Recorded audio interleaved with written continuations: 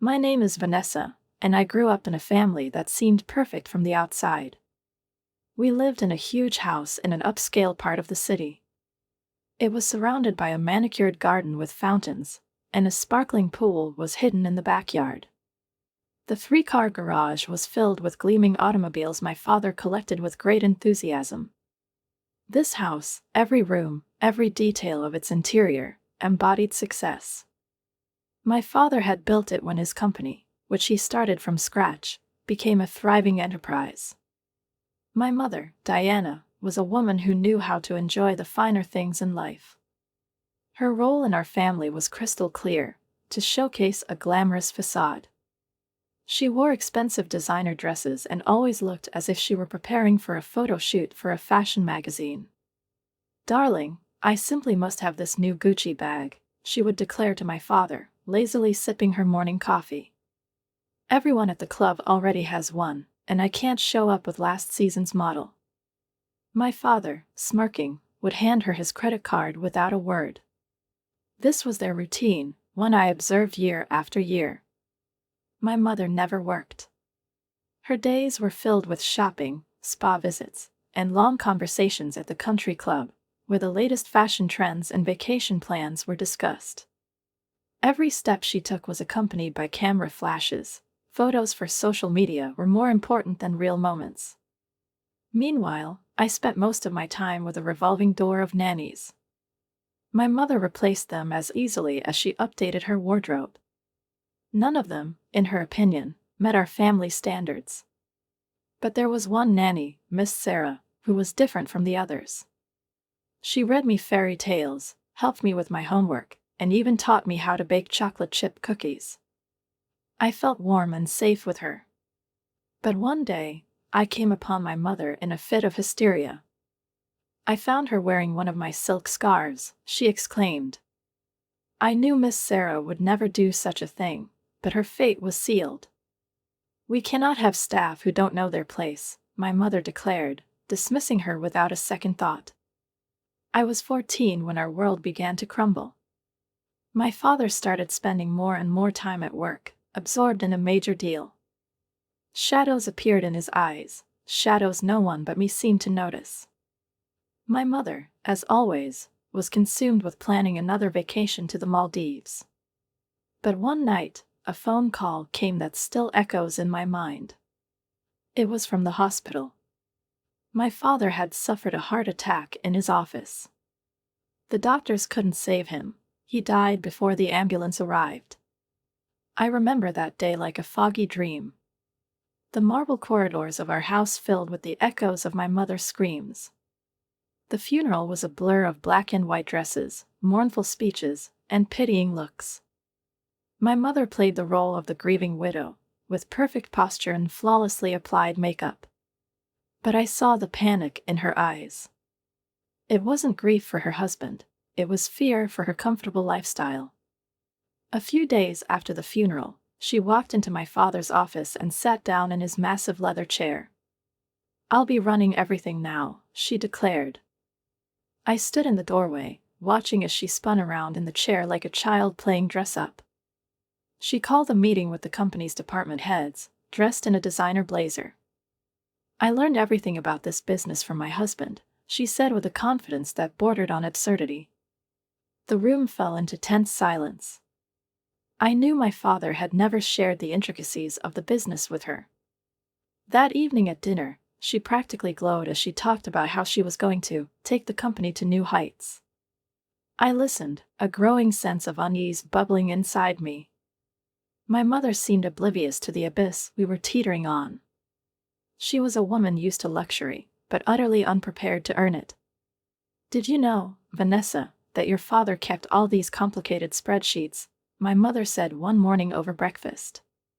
She sat at the table, lazily stirring her monogrammed coffee cup with a spoon. "Well, I've simplified everything. Who needs all those numbers when you've got instinct?" I remember trying to reason with her. "Mom, maybe you should hire someone to help run the company, someone with experience." She waved me off dismissively, not even glancing in my direction. "Don't be silly, dear. I'm doing just fine." You should hear how impressed everyone is with my natural business acumen. But no one was impressed. At least, not for long. Her words soon turned into actions, and with every decision she made, my father's company began to fall apart. Within months, I noticed key employees leaving one after another. First, the CFO, who had been my father's right-hand man. Then the operations manager, and eventually others. Even junior staff couldn't stick around. I overheard whispers in the office corridors about missed payments, canceled contracts, and mounting debts. At the same time, my mother began withdrawing money from the company's accounts, justifying it as her CEO's entitlement. When I cautiously brought it up, she would just pat my head and smile. "You're too young to understand business, darling." Family gatherings turned into scenes of her self-praise. In front of relatives, she spoke about how she was modernizing the company and taking it to a whole new level. "James would be so proud," she declared with a smile that only made my throat tighten. I knew my father would have been horrified. He had built his business from the ground up, carefully and methodically. And now, I was watching everything he had created crumble to pieces. I was only 15, but I understood that disaster was inevitable. The final blow came unexpectedly, just a couple of weeks before my 16th birthday. The bankruptcy notice hit our lives like a bolt of lightning. It was early Tuesday morning, and I was standing in the kitchen as my mom cheerfully talked about new furniture for the office. Within hours, everything changed. The company was sold to cover debts, but it wasn't enough. The house I grew up in was gone, too. I watched as movers packed up everything, the luxurious furniture, gilded mirrors, even my mom's designer clothes. We moved into a small house on the outskirts of town, the kind my mother used to pass by with undisguised disdain. Now, this was our new home. The only thing we had left was my college fund, which my father had wisely placed in a protected trust. My mom couldn't touch it, though her attempts never ceased. "Vanessa, darling," she would begin in a soft voice, "you must understand how much we could use that money right now. We can always think about college later." "No, Mom," I would reply firmly. "That money is for my education." Her face would darken, as though someone had flicked off the light. "After everything I've done for you," her voice would tremble with irritation. "You're sitting on a pile of money while your own mother struggles." After such conversations, she wouldn't speak to me for days, sometimes weeks. But I stood my ground. I had seen how quickly she could burn through money and knew I couldn't let her ruin my future too. The next 2 years were a slow torture. We barely spoke, except when she demanded something or complained about life. I tried to keep my distance, immersing myself in school and clinging to dreams of a future I had to fight for. When my graduation day arrived, I found myself, strangely enough, hoping for some kind of reconciliation. But my mother made it clear she wasn't interested in celebrating my achievement. "Why should I throw you a graduation party?" she asked coldly, sitting at the table with her usual cup of coffee. "You don't even help your own mother." Her words cut deeper than I expected. But I simply nodded silently and walked away. At that moment, I realized that perhaps she didn't care about my future, or about me at all. What she cared about was the life that had slipped through her fingers. I had already been accepted to Barrett University, a prestigious institution located 3 states away. My mom didn't know about it yet. I chose that university specifically to create the distance I so desperately needed. After the graduation ceremony ended, I decided to tell her about my plans. "You're abandoning me," she gasped, clutching her chest as though I had dealt her a mortal blow. "After everything I've done for you?" "I'm not abandoning you, Mom," I replied calmly, though inside I was trembling. "I'll call you." She continued to stare at me, but I knew it wasn't my leaving that hurt her. It was the realization that her control over my life was slipping away. The dorm room at Barrett was tiny compared to my old bedroom, where I could have easily gotten lost among the mirrors, wardrobes, and furniture. But to me, it felt like paradise. No more guilt trips, no more manipulation, no more silent reproach. I stretched my father's money as far as it could go. Cheap food, used textbooks, no spring break vacations. Every holiday, I called home. "Hi, Mom. How are you?" Barely surviving, she would reply with a sigh.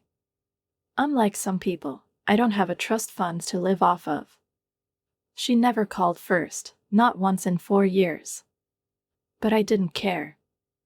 I was too busy building a life of my own. I graduated from university with honors and got a job at Thomson & Associates, a consulting firm. My first small apartment was modest, but for me, it was a fresh start. Work became my top priority, and I truly excelled at it. Within 2 years, I earned 2 promotions, and on Christmas Eve, as usual, I called my mom. "Hi, Mom. How are you?" "The heating broke again," she complained. "I can barely afford groceries, let alone repairs. But don't worry about me. I'll just wear 3 sweaters and eat crackers."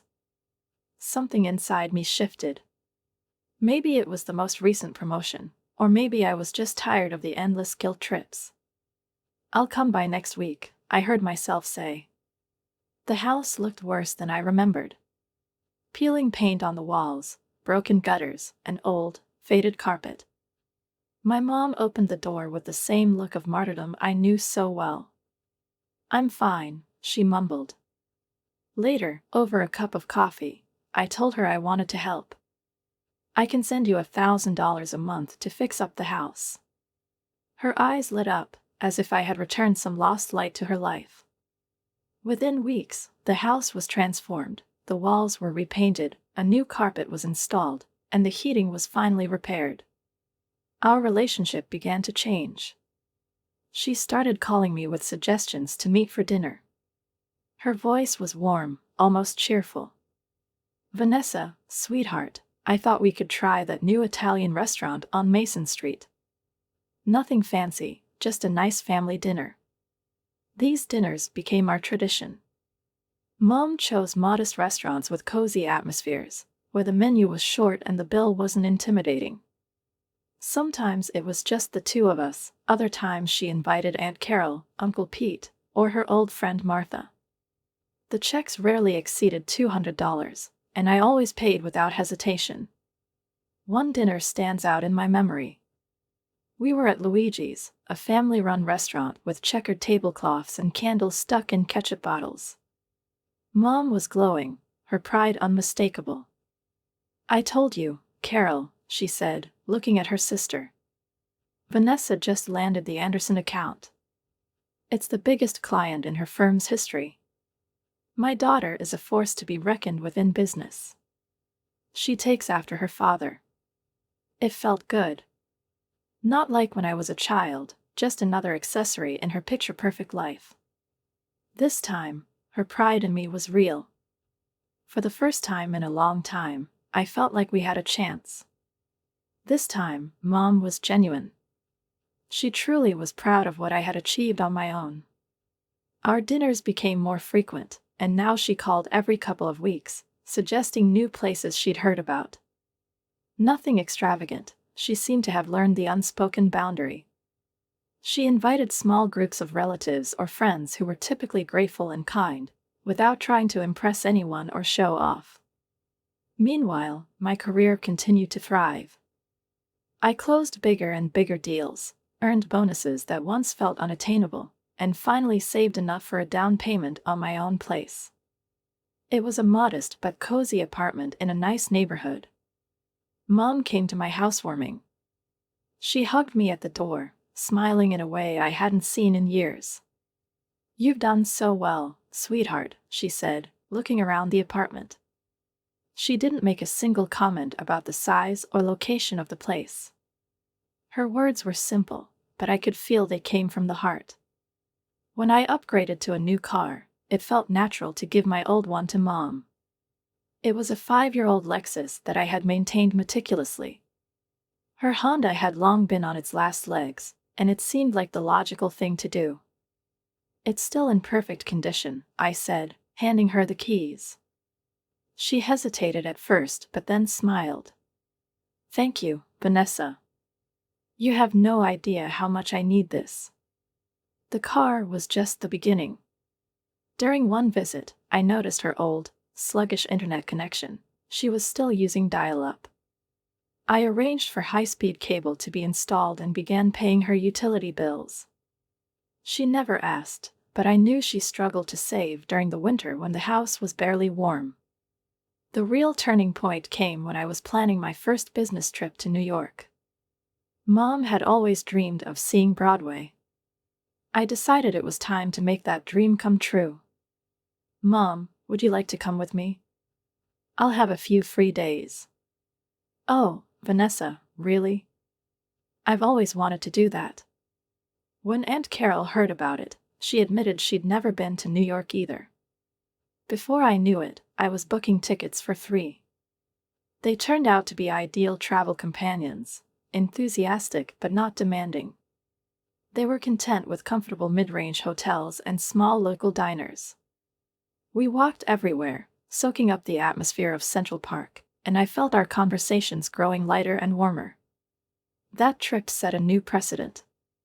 When work took me to Boston, Chicago, or San Francisco, I brought Mom and 1 or 2 other relatives along. While I attended meetings, they found ways to occupy themselves: museums, parks, cafes. In the evenings, we gathered for dinner, and sometimes we spent entire weekends exploring the cities together. They never asked for shopping trips or extravagant activities, but occasionally I surprised them with tickets to a musical or a boat ride. In those moments, I began to see a version of my mom that she could have been all along, if money hadn't warped her worldview. The phone call came on a Tuesday morning. I was reviewing contracts when I heard the excitement in her voice. "Vanessa, sweetheart, I've been thinking about my birthday next month." "Of course, Mom. You're turning 55. It's a big milestone. Did you want to do something special?" She hesitated for a moment but then exhaled. "I want to celebrate properly this time. Maybe just a cozy dinner at home?" "Perfect, Mom. I'll take care of everything." I began making plans, thinking about the menu, the guest list, and perhaps a few surprises. My mom's voice had sounded unusually genuine in that moment. It seemed she was finally starting to appreciate the little things that she used to dismiss as insignificant. "We could invite the usual group: Aunt Carol, Uncle Pete, Martha," I suggested, trying to imagine how the evening might look. "I could hire catering or order food from that Italian restaurant you love so much." "Oh no, sweetheart," Mom interrupted, her tone almost cheerful. "Don't worry about any of that. I want to handle everything myself." Her confidence surprised me, but at the same time, it made me happy. It wasn't like her, but maybe, I thought, things were really changing. "Are you sure?" "I'd be more than happy to help." "Absolutely sure," she smiled. "Just show up at 7. I'll send you the restaurant address when the day comes." Her enthusiasm even touched me. I flew in early and checked into my usual hotel. When Mom sent me the address, the restaurant's name didn't ring a bell, but I didn't think much of it. Not until the taxi pulled up in front of Le Chateau, the most expensive restaurant in town. It was the kind of place where the menu didn't have prices, and reservations were made months in advance. My stomach sank. A maitre d', impeccably dressed in a tailored suit, escorted me through the glittering dining hall. Crystal chandeliers, gilded walls, waitstaff gliding silently like shadows, it all felt excessive. We kept walking until we reached a private section in the back of the restaurant. There were several tables draped in pristine white linens. Seated at them were at least 30 people, our family, half of Mom's acquaintances from her club. My mother rushed toward me, her eyes glistening with tears. She wrapped me in a hug that smelled of her favorite perfume. "I'm so glad you're here," she whispered. I didn't even have a chance to respond before she led me to a seat. Aunt Carol leaned across the table and squeezed my hand tightly. "You're such a wonderful daughter," she exclaimed. "Your mother couldn't stop talking about how you insisted on throwing this amazing party." I blinked, trying to process her words. In front of me was a plate of something impossibly elaborate, while servers flitted around, pouring wine from bottles I knew cost several $100s. The tables overflowed with indulgence: Maine lobsters, Japanese wagyu beef, caviar. My stomach twisted. This wasn't just expensive, it was astronomical. A quick mental calculation put the cost at no less than $8,000, possibly more. Then Aunt Carol stood up, holding a glass of champagne. She tapped it with a silver spoon, and the clear chime cut through the room, silencing everyone. "I'd like to make a toast," she announced, her face beaming. "To my wonderful niece Vanessa. Your generosity tonight shows what an incredible daughter you are, how much you care for your mother." "Excuse me." My voice cracked. I stood up from my chair, feeling the blood pounding in my temples. "Excuse me, but I need to stop you right there." The room fell silent. My mother's smile froze on her face, as if someone had pressed pause. "I didn't organize this dinner," I began, my voice trembling but firm. "I didn't choose this restaurant. I didn't authorize any of these expenses. In fact, this is the first I'm hearing about it." A heavy silence settled over the room. The clatter of a fork hitting a plate briefly broke it, followed by someone's quiet gasp. My mother, sitting across from me, looked at me as if I had just struck her. "Vanessa," she hissed, leaning in closer. "Don't be ridiculous. Of course, you organized this. Who else would pay for it?" I rose slowly, feeling the heat flush my face as my chair scraped against the marble floor. "No, Mom," I said, looking her directly in the eyes. "Not me. I suggested hosting a lovely dinner at your house or ordering from your favorite Italian restaurant. You said you wanted to handle it yourself. But you never mentioned the chateau or inviting 30 people." Her eyes widened, and her voice grew unnaturally loud. "But you always pay. You pay for everything. For reasonable things, Mom. For ordinary dinners, for simple bills. Not for this." I gestured at the extravagant dishes and wines that could have covered a month's rent for my apartment. "I don't owe you this." Her face turned pale, her voice breaking. "You're ungrateful. After everything I've done for you. Everything you've done for me." I laughed, but it was cold, devoid of joy. "You mean like trying to spend my college fund? Like running Dad's company into the ground?" The silence that followed my words was deafening. I reached into my purse, pulled out my wallet, and counted out 2 $100 bills. "This should cover my pork chop and a glass of wine," I said, placing the money on the impeccably white tablecloth. "Good luck with the rest." I turned and headed for the exit. My heels clicked against the marble floor, each step sounding like the countdown to something inevitable. No one called after me. No one even tried to stop me. The night air hit my face like a slap as I stepped outside. I raised my hand, flagged down the first taxi I saw, and gave the driver the address of my hotel. When I got to my room, the first thing I did was turn off my phone. I knew it would start ringing soon: angry calls from my mother, disappointed messages from relatives, demands for explanations. But in that moment, I just savored the silence. I sat on the edge of the bed, feeling my hands tremble, and stared at the city lights flickering outside the window.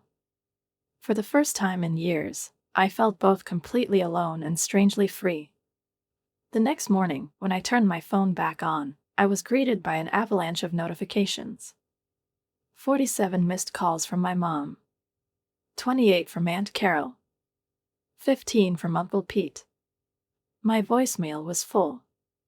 I took a deep breath and dialed my mother's number. She answered on the first ring. "Mom, I'm sorry for how things turned out last night," I said, trying to keep my voice steady. "I'll come over, and we can talk about what happened."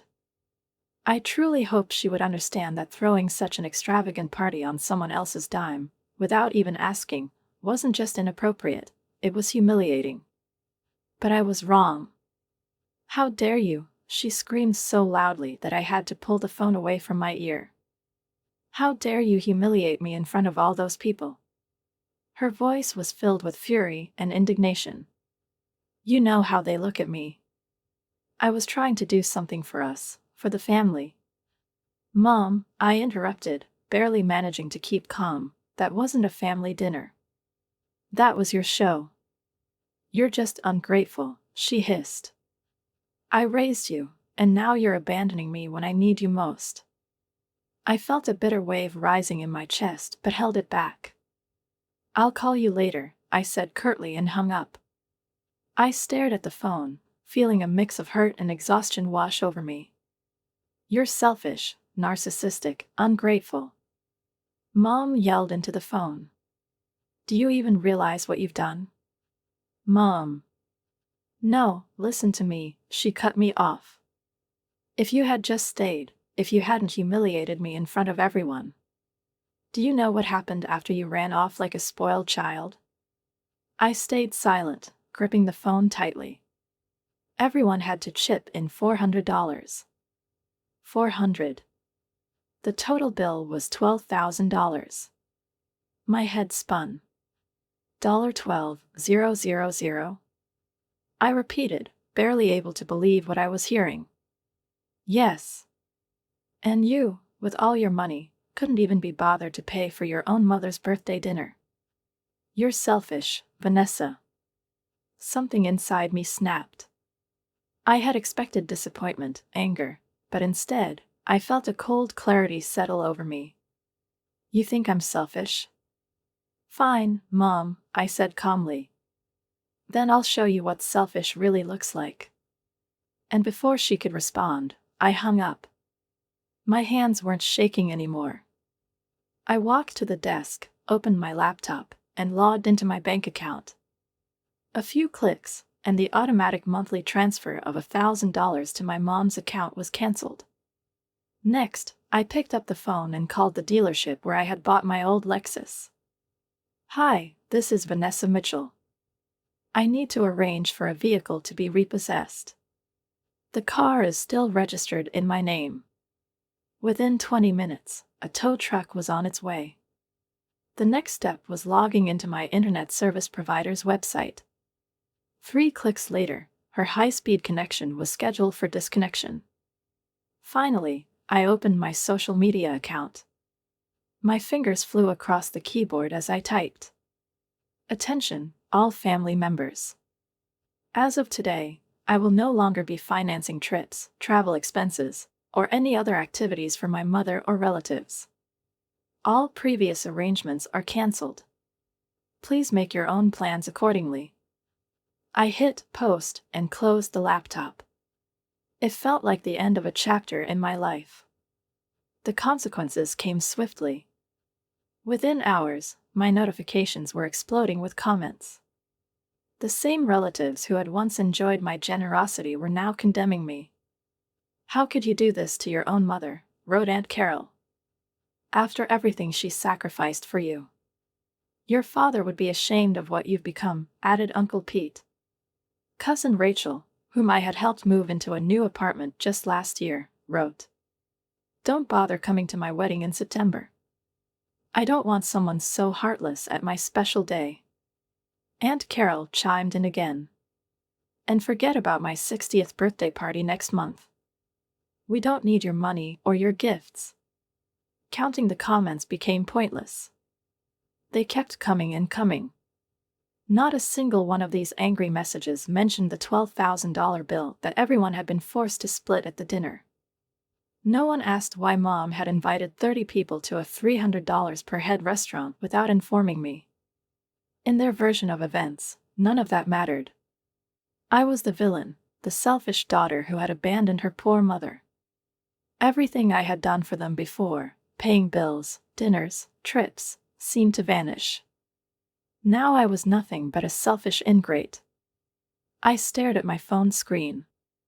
Every notification, every message, was a reminder of how quickly people forget. The weeks following the restaurant incident were some of the hardest of my life. I threw myself into work, taking on extra projects, trying to keep my mind occupied, to drown out the thoughts that kept resurfacing. My phone buzzed incessantly with messages and calls. Relatives tried to reach me using unknown numbers when I blocked their primary ones. Sometimes they tracked me down through mutual friends or left messages with my coworkers. I even changed my number, hoping to find some peace. But even in the silence, doubts gnawed at me. On sleepless nights, I lay in the dark, replaying everything that had happened. I kept asking myself the same question: did I do the right thing? In those moments, I would remember all the times my mom had manipulated me. Her guilt trips, her demands disguised as love, it had all been part of our relationship. The birthday dinner wasn't an exception, it was the most blatant example of a pattern that had always been there. 2 months passed since that night. Slowly, I began to feel lighter. Without the constant financial drain of supporting my mom and other relatives, my finances started to recover. I even allowed myself something I had dreamed of for years: a solo trip to Europe. This time, I traveled alone. No one to cater to, no one to hijack my plans. It was liberating. During this period, my mom tried to reach out to me again. She left a voicemail on my roommate's phone. "Vanessa, sweetheart, can we talk? I miss you. Things have been hard. Maybe we could meet up for coffee, just the two of us." Her voice sounded quieter, less confident. For a moment, I felt a pang of hope. Maybe she had changed. But when I replayed the message, I realized she still hadn't apologized. There was no hint of acknowledgement of her mistakes. It was just another attempt to reel me back in, as if nothing had happened. I blocked that number too. Life went on. I received another promotion, and now my salary afforded me things I'd never thought possible. I began saving for the future, something that had always seemed out of reach before. Through mutual acquaintances or social media, I occasionally caught snippets of how my mom was doing. She had to move again, this time into an even smaller place. She complained to anyone who would listen about her ungrateful daughter who had abandoned her. Of course, the relatives sympathized. But, interestingly, none of them offered to support her the way I had. None of them stepped up to take on the role I had played for so many years. Sometimes, I missed my mom. But I missed the version of her I never had. I missed the idea of a family, not the reality of it. My family had long ago become a network of takers, eager to accept everything I could give and quick to condemn me when I finally said, "Enough." Maybe one day my mom will have a true moment of clarity. Maybe she'll realize that love shouldn't come with a price tag, that family isn't about financial transactions. Maybe she'll offer a genuine apology, one without excuses or demands. If that day comes, I might be willing to try to rebuild our relationship. But only with clear boundaries and mutual respect. One thing I know for sure, I will never go back to being the family ATM. That chapter of my life is closed for good.